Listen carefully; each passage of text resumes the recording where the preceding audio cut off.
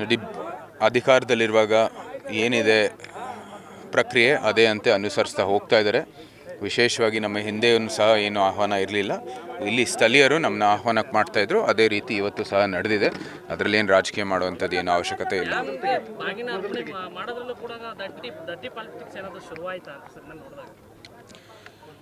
ಅಧಿಕಾರದಲ್ಲಿರುವಾಗ ಅಧಿಕಾರದಲ್ಲಿರೋರೇ ಬಾಗಿನ ಮಾಡೋದು. ಸಮಸ್ತ ಕನ್ನಡಿಗರು ಅವ್ರನ್ನ ಆಯ್ಕೆ ಮಾಡಿ ಆ ಸ್ಥಾನಕ್ಕೆ ಅವ್ರಿಗೆ ಕೂರಿಸಿದ್ದಾರೆ.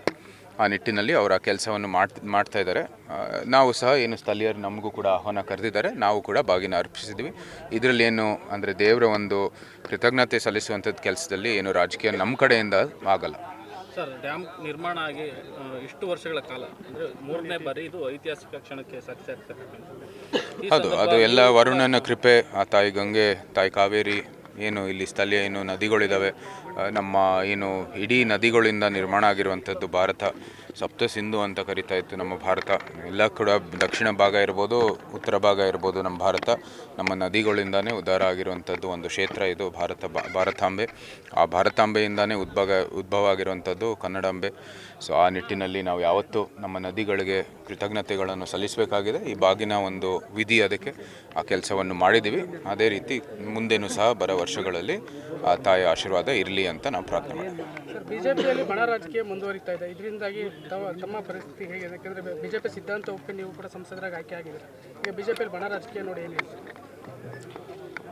ಒಬ್ಬ ಏನು ಹೊಸದಾಗಿ ಆಯ್ಕೆಯಾಗಿರೋ ಸಂಸದರಾಗಿ ಏನು ಪಕ್ಷದ ಒಂದು ಕಾರ್ಯಕರ್ತರಾಗಿ ತಮ್ಮ ಚಟುವಟಿಕೆಯನ್ನು ಮುಂದುವರಿತಾ ಇದ್ದೀವಿ.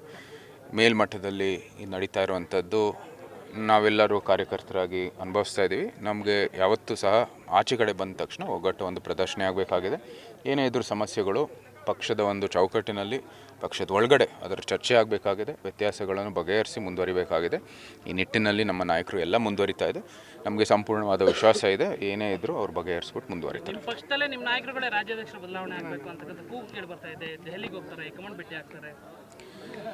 ಎಲ್ಲಗಳು ಸಹ ಅವರು ಬಗೆಹರಿಸಲಿಕ್ಕೆ ಕೂತ್ಕೊಂಡು ಮಾಡ್ತಾರೆ ಅಂತ ನಮಗೆ ಸಂಪೂರ್ಣವಾದ ವಿಶ್ವಾಸ ಇದೆ. ಕಾಂಗ್ರೆಸ್ನಲ್ಲೂ ಕೂಡ ಕುರ್ಚಿ ರಾಜಕೀಯ ನಡೀತಿದೆ. ಎಲ್ಲ ಪಕ್ಷದಲ್ಲೂ ಸಹ ಇದು ನಡೀತಾ ಇದೆ. ಕುರ್ಚಿಗಳು ಕಡಿಮೆ, ಏನು ಅದರ ಆಕಾಂಕ್ಷಿಗಳು ಜಾಸ್ತಿ ಇದ್ದಾವೆ. ಸೊ ಇದು ಸಾಮಾನ್ಯವಾಗಿ ಎಲ್ಲ ಕಡೆ ನಡೆಯುತ್ತೆ. ಯಾರಿಗೆ ಒಳ್ಳೆ ಸಾಮರ್ಥ್ಯ ಇದೆ, ಯೋಗ್ಯತೆ ಇದೆ, ಅವರು ಆ ಕುರ್ಚಿಗೆ ಬರ್ತಾರೆ.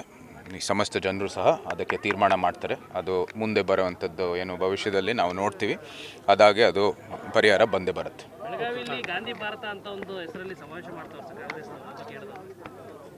ಅದು ನಮ್ಮ ಮಾಹಿತಿಗೆ ಏನು ಸದ್ಯದಲ್ಲಿ ಬಂದಿಲ್ಲ. ಆದರೆ ಅವರು ಏನು ನಾವು ಇಲ್ಲಿ ಬಂದಿರುವಂಥದ್ದು ಕೆಲಸಕ್ಕಾಗಿ, ಇದು ಒಂದು ಬಾಗಿನ ಅರ್ಪಿಸೋಕ್ಕಾಗಿ, ಮುಂದೆ ಇದು ಸಂವಿಧಾನದ ಬಗ್ಗೆ ಒಂದು ಚರ್ಚೆ ಮತ್ತು ಅಲ್ಲಿ ಏನು ಯಾವ ರೀತಿ ನಮ್ಮ ಭಾರತದ ಸಮಸ್ತ ಜನರನ್ನು ದಿಕ್ತಪ್ಪಿಸ್ತಾ ಇರೋದು ಕೆಲಸ ಮಾಡ್ತಾ ಇದ್ದಾರೆ, ಅದ್ರ ಬಗ್ಗೆ ಒಂದಷ್ಟು ಸಂಪೂರ್ಣವಾದ ಒಂದು ಮಾಹಿತಿ ಕೊಡಲಿಕ್ಕೆ ಬಂದಿರೋದು.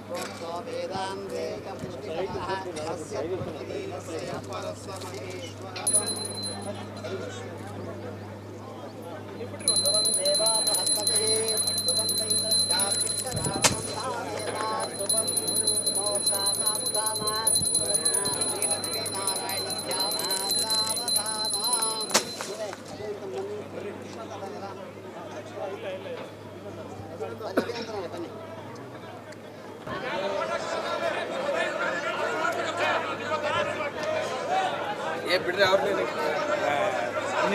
ಅವ್ರನ್ನೇ